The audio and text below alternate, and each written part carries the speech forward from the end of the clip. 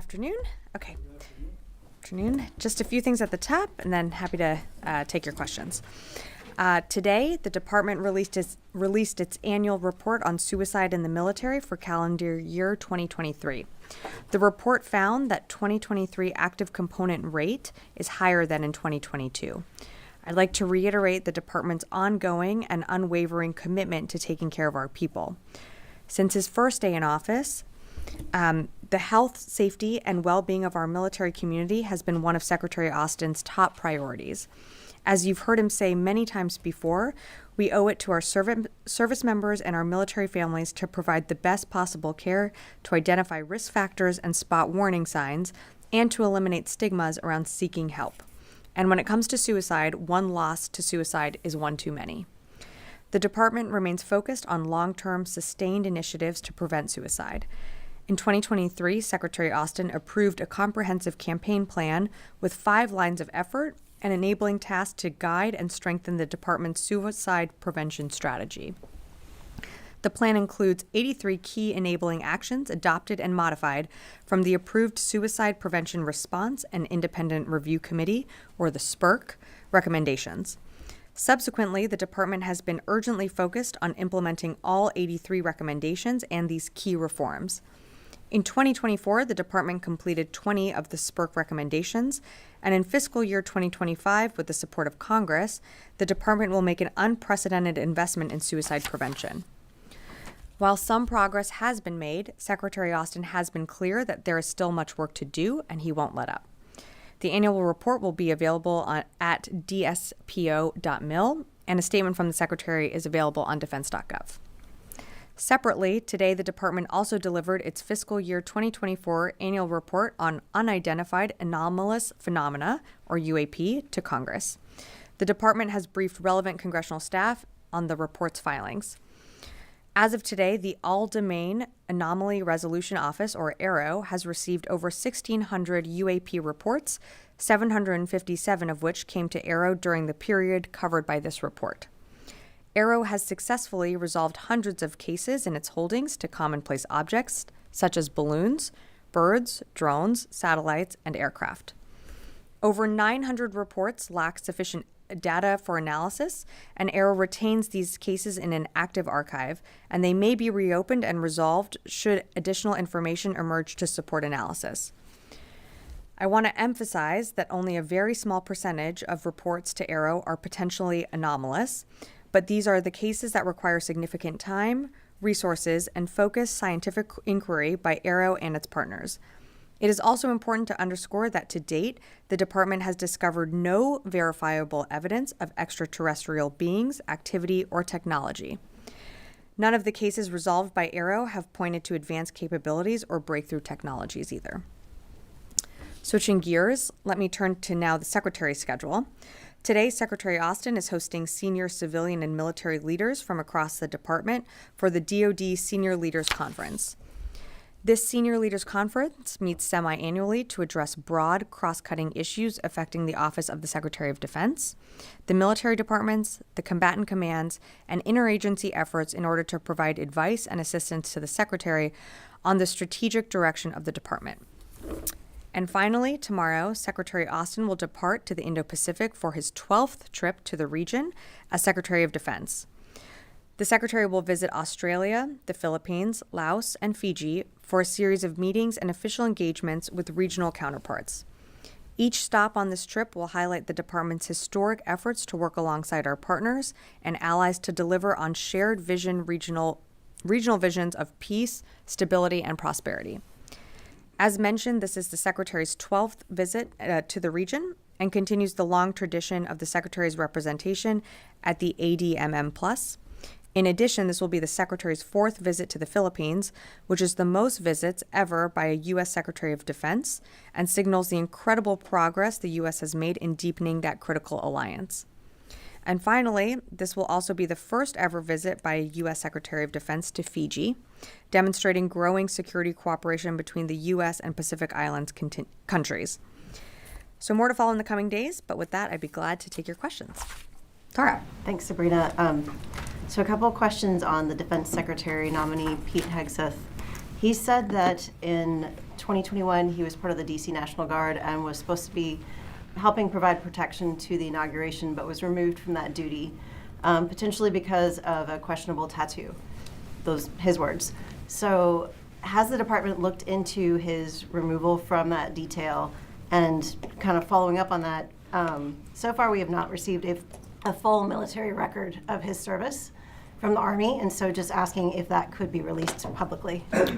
So I'd refer you to the National Guard and an Army for more details on his record. I don't have that, but they do release, just kind of the broad outline of dates of service and just kind of like the standard information that we would release for any individual. So I'd refer you to Army for more. In terms of the comments that you're referencing, I don't have more to provide on that. I'm aware of the comments that were made. It's not something that to my knowledge, that we're looking into. So I, have to refer you to his team more to speak to that. I guess I would ask that the department does look into it and whether he was one of the members. I remember at the time that the department actually announced that, some had been removed. There were like 26,000 that were assigned to provide protection to Biden's inauguration. So if we could get back from the department why those members were removed at the time and confirmation of whether Hegseth was one of them. That'd be something that I think the National Guard or the Army could speak to, so I'd refer you them to speak to more to that. Okay, totally separate topic. Sure. Ukraine aid. The president has said he's committed to getting about $7.1 billion in PDA to Ukraine before his administration ends. How do you get $7.1 billion off the shelf of Pentagon stockpiles in such a short time? It is a short time, but it's also, just under 70 days. This department can do incredible work in that amount of time. The president made clear that, he wants to spend down the authority that Congress has allocated and authorized before he leaves office. So we're going to work very hard to make sure that happens. You've seen us roll out very large packages, from the beginning, and you've seen, us roll out, actually, I'd say a range of packages on a pretty frequent basis, almost weekly. So I expect that for the next coming months of this administration, you're going to continue to see those packages draw down from what's available in our stockpiles. Again, we're committed to ensuring that Ukraine has what it needs to be successful on the battlefield. Secretary Austin recently had a call with Minister Umerov. They discussed, the capabilities that Ukraine needs to continue to push the Russians back, to continue to be successful in their strategic battle plans, and that's something that this administration is committed to. So you'll see us continue to draw those down over time. Jen. Hi. Can you talk a little more about the unidentified aerial phenomena? And one of the accusations, it's not in the report, but that the department has within storage the remains of aliens or signs of life from elsewhere. Can you settle that once and for all? Do you or don't you have such remains? Yeah, so I'm not aware of any remains that the department has of any signs of extraterrestrial beings or activity or technology. And I'm sorry, what was your second question or your first question? Well, it's really about that, and then also what the top line finding in this report.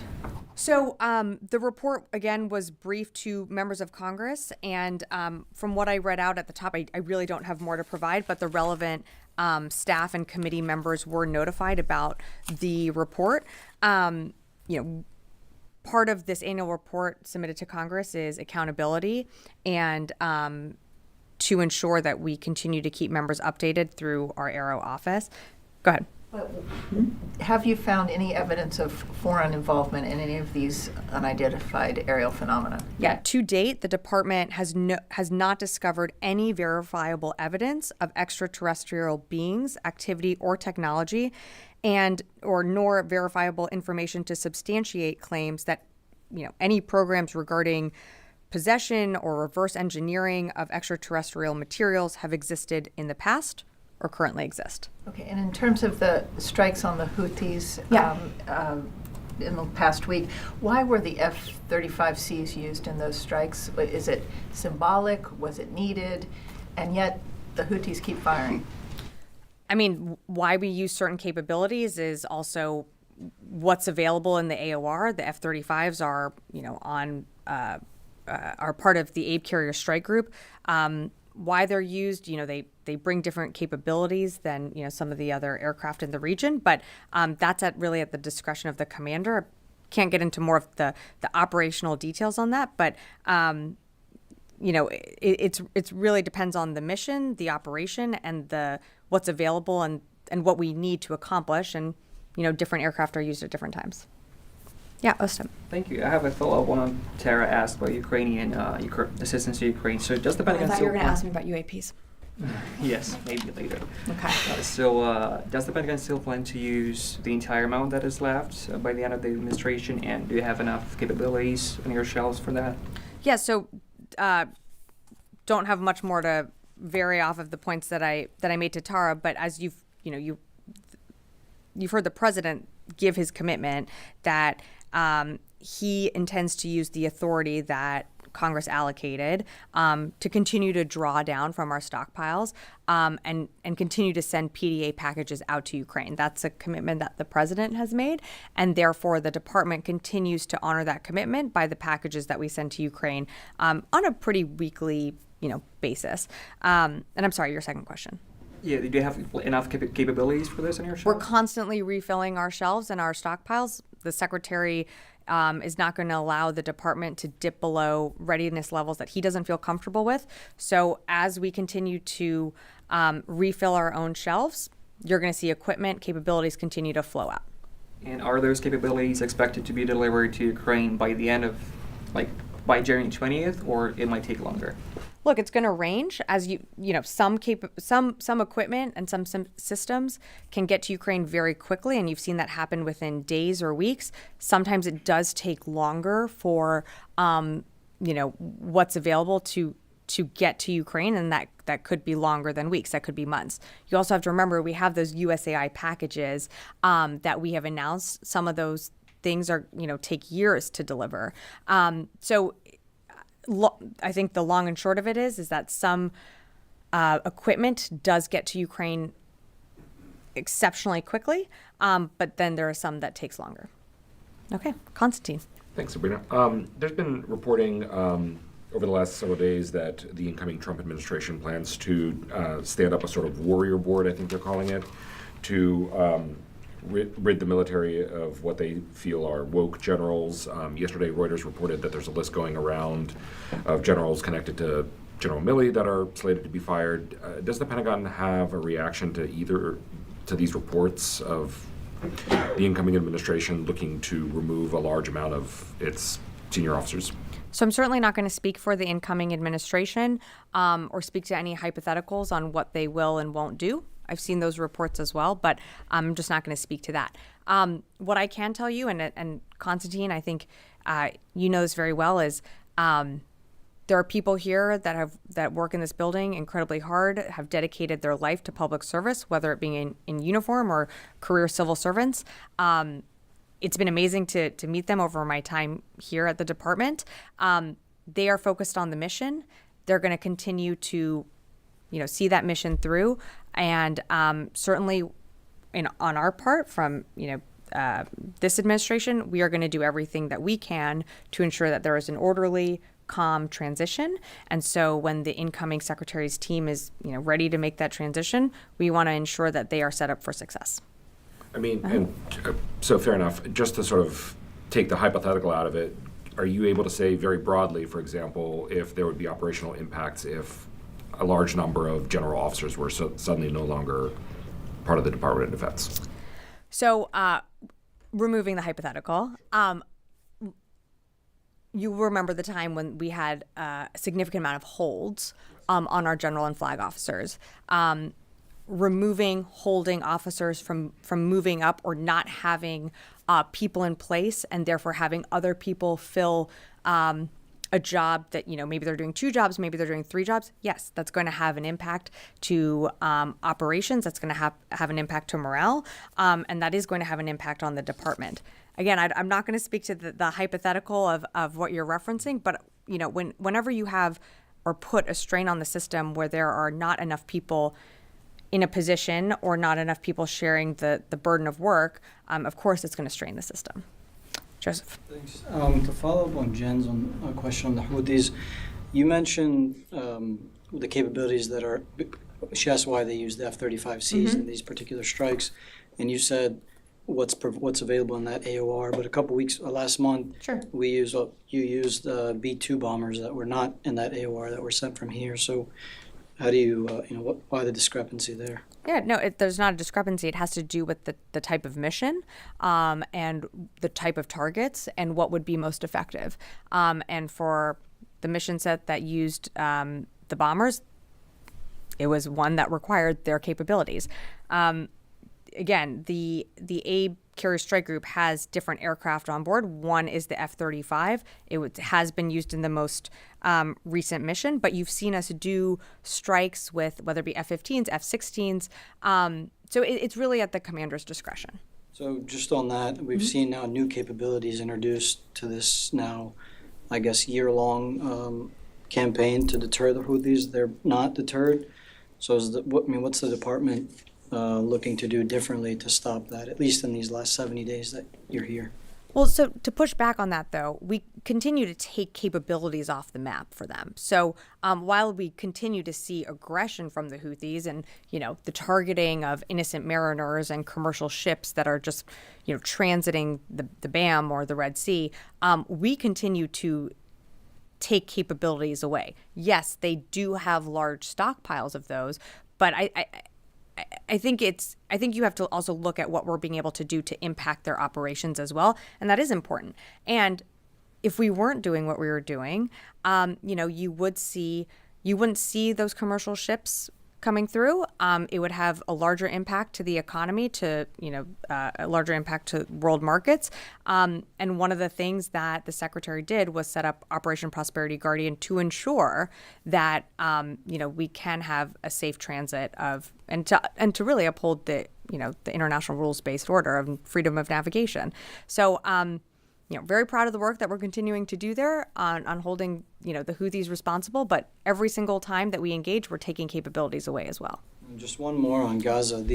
It's been over 30 days since that letter was sent by Secretaries Blinken and Austin. We heard from the State Department the other day that they're not prepared to do anything, basically to follow through on that letter because the aid the U.S. considers is still far short of what it's asking for or what needs to be getting into Gaza. Does this department share that assessment? And if not enough aid is getting in, but you guys are also not going to do anything as a consequence or whatever you want to call it, what message does that send to other allies and partners in the world that either messages we're sending we're not following through on what we say we're going to do or otherwise? Well, I don't think, I kind of disagree with some of the premise there. We are, and the president has been clear that we're going to continue to support Israel in their self-defense. They're continuing to get attacked on all sides by terrorist group like Hamas or Lebanese Hezbollah in the north, and then not to mention, of course, the unprecedented attacks that we've seen from Iran. So, they do have a tough fight, but we've been very clear that not enough has been done in Gaza, and because of the pressure that the United States has put on Israel, we have seen crossings open. We have seen the Erez crossing open.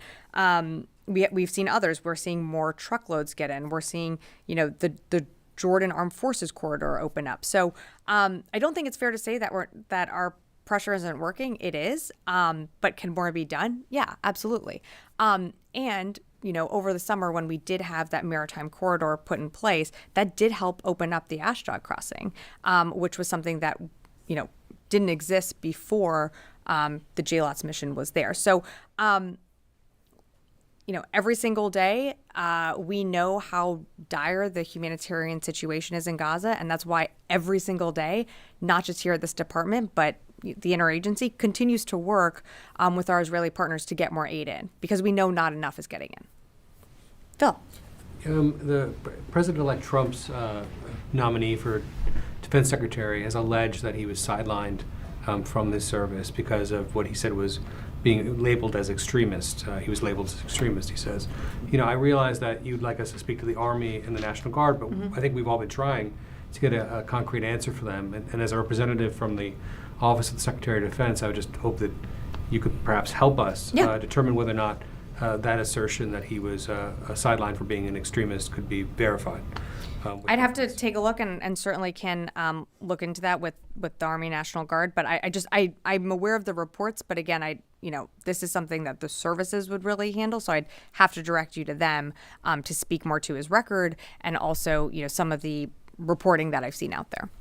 But just to follow Sure. on that, though, we were all here at the time, and we were having briefings about the number of Guard troops that were moving in to protect the Capitol, that there was additional vetting going on, and then we were told that, some members were removed. So this was centralized. This wasn't pushed down to the Army. This was very much a Department of Defense effort. Yeah. So as you know, was not here during that time.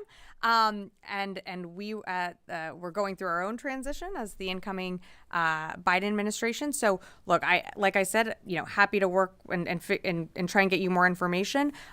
This is really something that the services would handle, but I understand that at the time you were asking about this in January 2021. So, we'll do our due diligence and try and get back to you. Prompted like a larger extremism review in the department looking at service members. So if we could just revisit, what was being looked at and where that review now stands. I realize there was some report that was released. There was released. So I'd refer you to what we released. I don't have the exact dates in front of me, but that's available online, and I think we did briefings on it at that time. But I'd refer you to what we had put out at that time. Yes, in the back.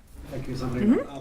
Today, the Lebanese Ministry of Health announced that last 24 hours, 78 civilians have been killed and 122 have been wounded.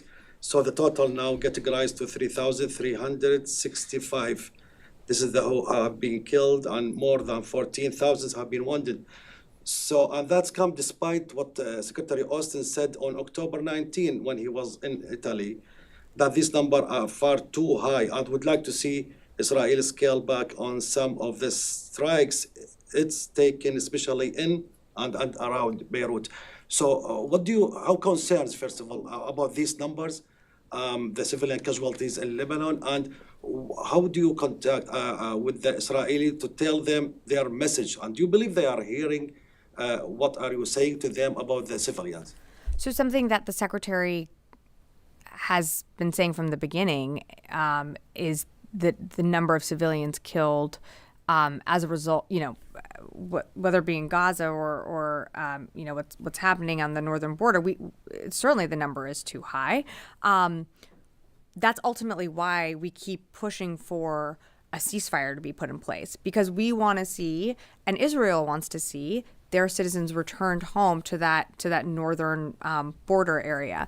The only way that that's going to happen is if a ceasefire is put into place. So that's what you're seeing us push for. We had representatives from the U.S. government in the region just this past week or last week. We might have less than 70 days left of this administration, but that doesn't mean that we're giving up. We're going to keep pushing, and we're going to keep doing the work. And so that means, continuing to urge for a ceasefire, continuing to urge for more humanitarian aid to get into Gaza, and doing the work with our Israeli partners, and continuing to push that they move those civilians out of the battle space, because that is a grave concern for the United States. I'm going to go to the phones and then happy to come back in the room. Jeff Shogel, Task and Purpose. Thank you. CENTCOM announced earlier this week there was an attack on a patrol base in Syria, and there were follow-up airstrikes. I just wanted to see, have there been any subsequent attacks against U.S. troops in Iraq and Syria? Have there been any follow-up airstrikes? And have there been any more airstrikes in Yemen against Houthi targets? And have the Houthis fired any missiles against U.S. ships? Thanks, Jeff, for the question. So in terms of activity in the CENTCOM AOR, I'm not tracking anything additional from what General Ryder had provided at the briefing on Tuesday. You mentioned some of the attacks that had happened or were directed at U.S. forces. That was over the weekend. Not tracking anything additional as of today.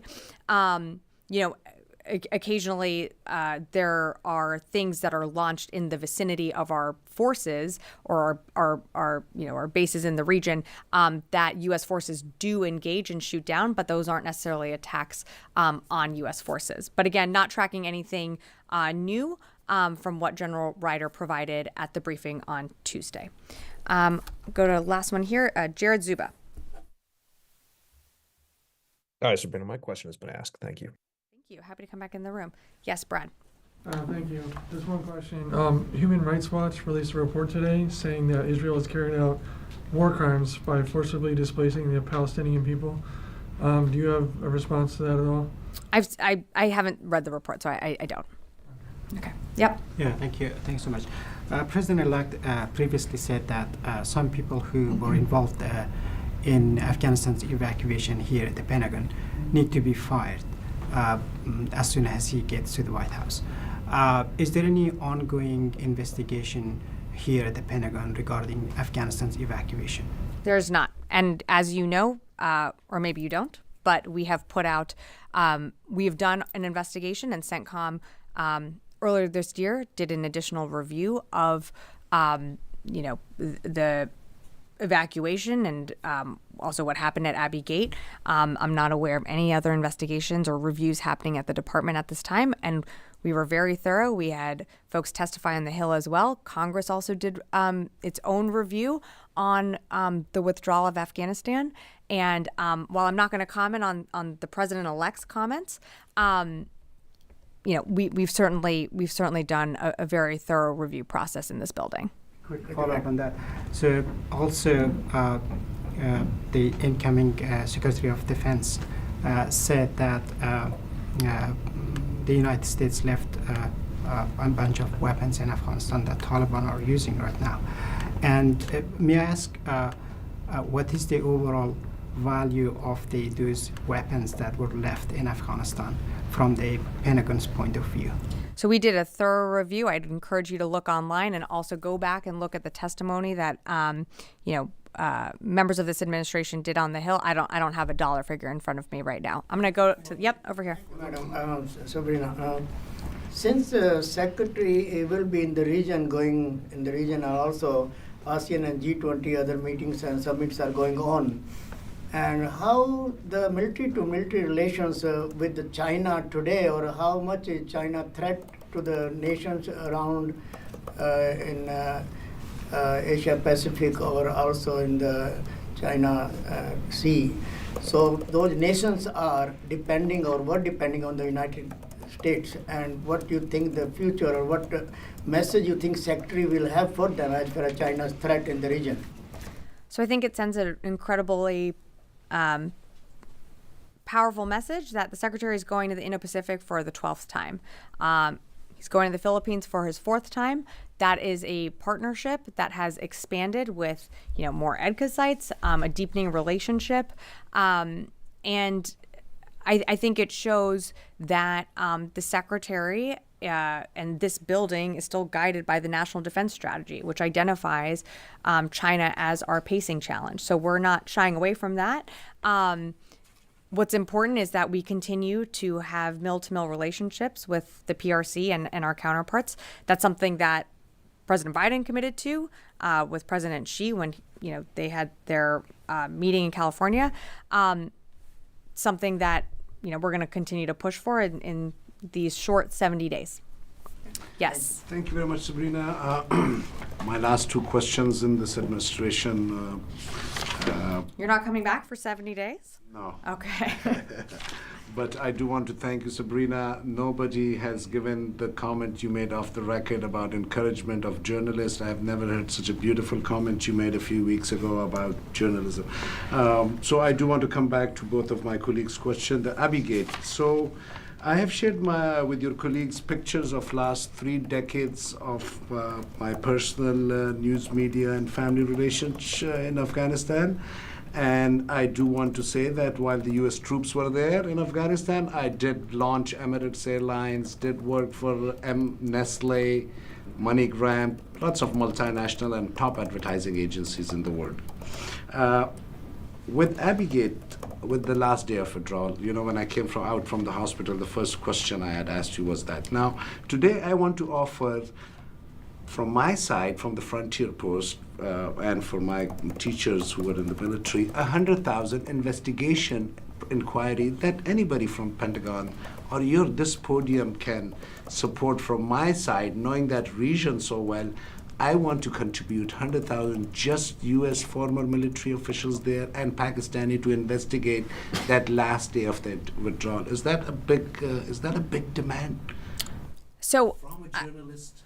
look, I think you are incredibly entitled to do your own investigative work. What I can tell you and what I can point you to is what this administration has done, the time, the money, the resources it took to doing very in-depth investigative work, an additional review by Central Command, and not to mention multiple testimonies on the Hill answering questions from lawmakers. So, you know, we certainly understand that there are still questions around the withdrawal, but from a department standpoint, we've done, you know, the work to answer those questions, and that's really all I have to offer. One of my colleagues asked for the military generals, like especially General Milley resignation, where journalists like me raise questions who are from that region. Why are you not asking for investigation or resignation or whatever of people like Zalmay Khalilzad? You know, like, why no State Department officials? You know, like, nobody talks about them, but I feel like you guys are taking the burden on yourself and blame on yourself and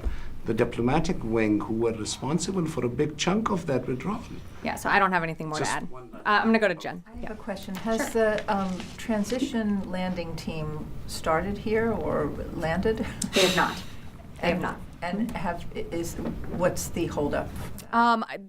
Look, I believe that there's still a process that needs to be agreed to and signed. I think, you know, it doesn't preclude us from having, of course, conversations. We want to make sure that there is an orderly transition that can work with this building, and we want to make sure that the incoming team has what they need to be successful. But the actual formal paperwork has not, you know, been officially signed yet. When that does, we're committed to an orderly transition process. Started those conversations or not? No, not yet. Yeah. All right. Thanks, everyone.